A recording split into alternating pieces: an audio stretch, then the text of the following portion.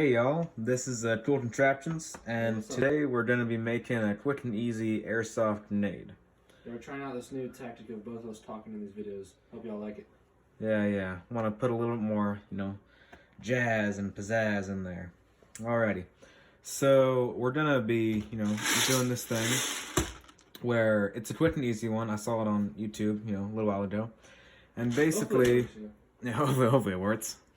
Basically, we're just going to be hot gluing, a little bit on this, and then we're going to be covering it with BBs, lighting it, and then kaboom.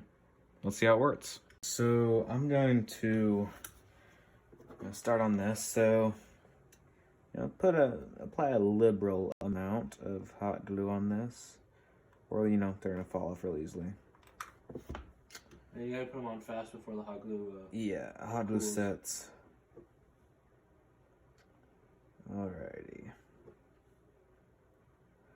Just like that. And then I'm doing them, down and then just covering the entire thing around. I finished all that, looks pretty good. Pretty good right there. A little bit messy with all the hot glue, but I think it worked perfectly. Now we're gonna go test it and see, how well it works. Let's do this. That worked. That did work. That completely worked.